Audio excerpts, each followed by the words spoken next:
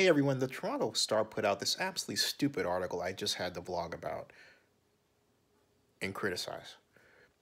It, the Toronto Star, believes that Chevron Canada should pay for what they claim is pollution in Ecuador done by Chevron. That's not true. If you don't know the story, I do. Between 1969 and 1992, Texaco partnered with the country of Ecuador and helped them build a state-run oil production facility or set of facilities.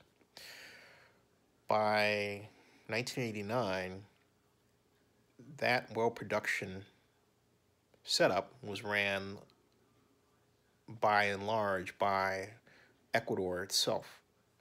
Texaco, for all practical purposes, wasn't even involved.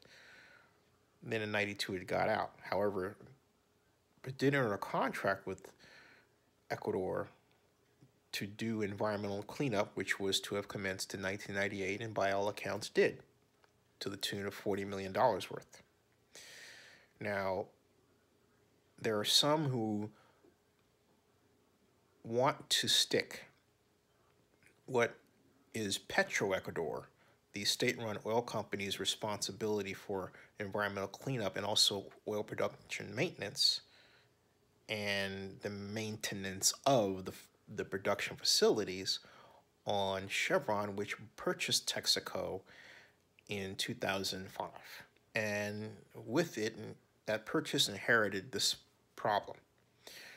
Stephen Donziger, an enterprising and entrepreneurial trial attorney, saw an opportunity for himself to, as he said at one point, I'm not kidding you, make billions. Cozied up to Rafael Correa, who for a time was the popular president of Ecuador, and worked to, by his own admission, act as if he was in Rome. You know, when in Rome, do as the Romans do, in this instance, bribe judges and bully them, and basically act in a manner that would be called corrupt, and one that he could arguably be disbarred for in the United States. Yeah. Activities which included falsifying data in conjunction with consulting companies. It included writing, I'm not kidding you, writing the damage award on behalf of the Ecuadorian judge that issued the damage award against Chevron, which originally was at $19 billion, but was later lowered to $8 billion. That was in, if memory serves, 2013. Shameful. It wasn't until American Judge Lewis Kaplan came along and granted a RICO violation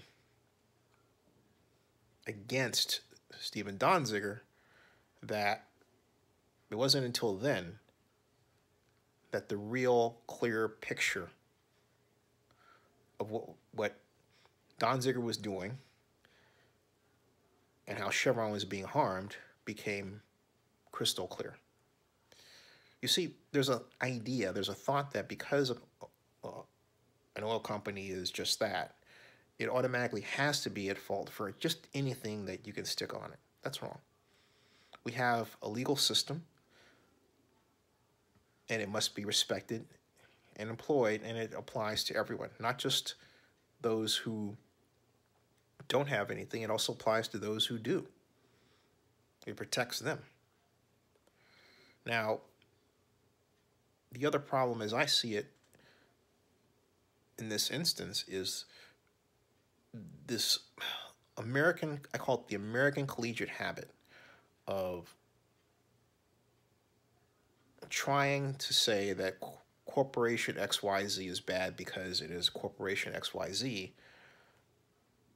in a third world country, and while doing so, allowing what have been very corrupt third world regimes to flourish. That has certainly been the case in Ecuador, which has as close as you can get to a caste system without actually having one is, as you can see, try being of color in Ecuador. Take a look at what the indigenous tribes have faced there versus those who are lighter skinned. Yeah, it's more complicated than you realize. But the bottom line is to have Ecuador, which has had no involvement in, have Chevron, excuse me, which has had no involvement in Ecuador, be forced to pay for the environmental cleanup that Ecuador, which took over the original oil fields, but did not clean them up and was supposed to do, okay, is wrong. Ecuador is supposed to clean up its mess. Danziger, the United Nations, no one has forced Ecuador to clean up its mess to this day. Canada should force Ecuador to clean up its mess.